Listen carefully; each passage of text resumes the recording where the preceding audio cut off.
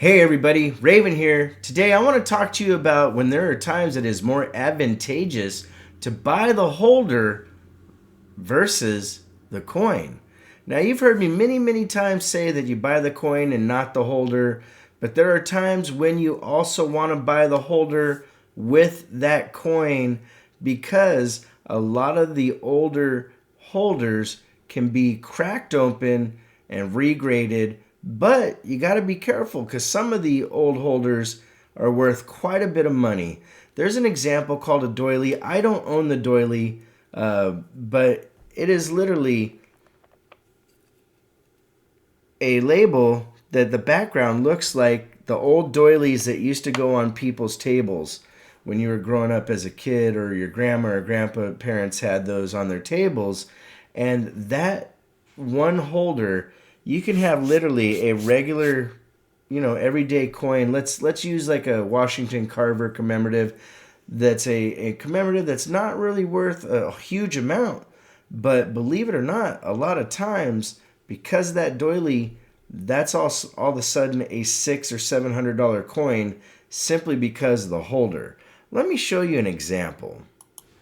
All right, everybody. So as you can see right here, this is a Roanoke commemorative half dollar, which in this condition, without going into my red book, I would assume it's a couple $100 coin, maybe as high as 300, but I'm just going off of, a general memory of what these coins kind of go for. And you can see with the rare doily holder, it went for $649. This one did sell, and I brought up its original listing so you could see what the doily pattern looks like. And it says PCGS and it has all the little round things that you would see like in a doily pattern. So that kind of lets you know that just that example of coin shows you how much the holder can truly make a difference in the coin you're buying. I don't have a lot of annex stuff, but this right here is an old school annex holder. These are the tiny little holders that they made back in the day, and these actually command a certain premium themselves. It can literally add about 15-20% to the value or the price of the coin.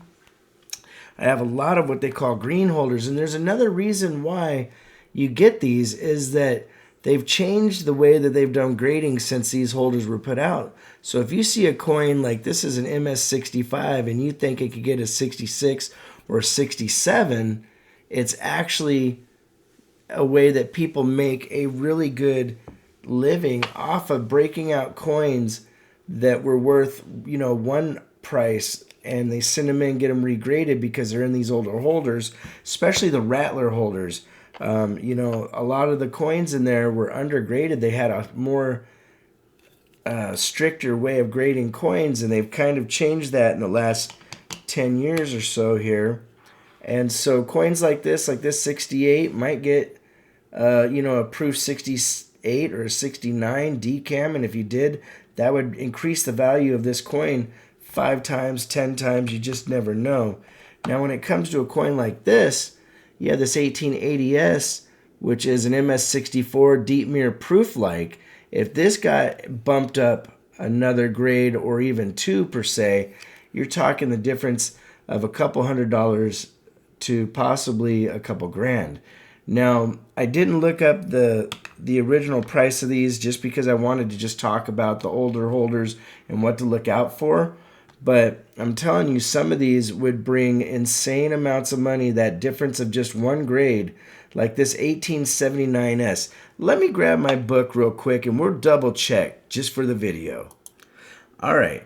So I looked in my red book, and the 1879S in just a MS65, of which that is a $650 coin. Just in the grading, not with the deep mirror proof-like designation, etc. If it went up that extra grade, and they don't even show it in the red book as that they're being a 66 or grading it at a 66, if that went up with that designation, that coin would be worth a lot of money, probably a couple $1,000. And if it got what they call top pop, and this is, now mind you, I'm not looking at PCGS guide, there might have a little bit different valuation because they value coins just like NGC. But my point being is people make a living out of getting a coin like this and turning around and getting it regraded. And that higher grade brings in quite a substantial difference. Sometimes it could be hundreds of dollars, sometimes it could be thousands. But that is why it is cool when you can find these old holders. These are the old green holders from PCGS.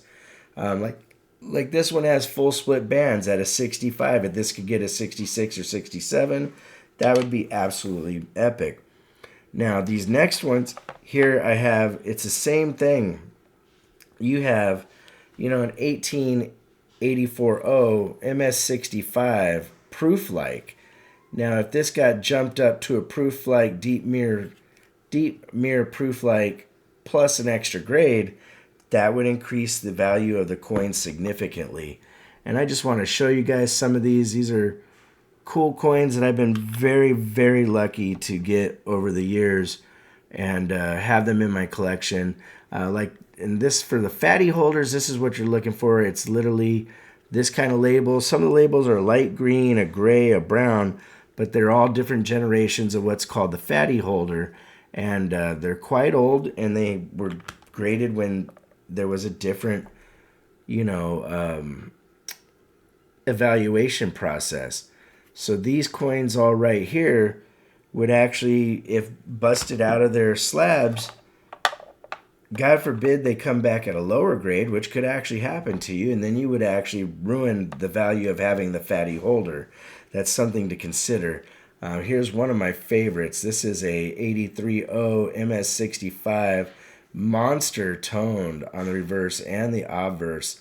This thing is just a stunner and a beauty. But like I said, this is one of the times where you buy the holder and not the coin.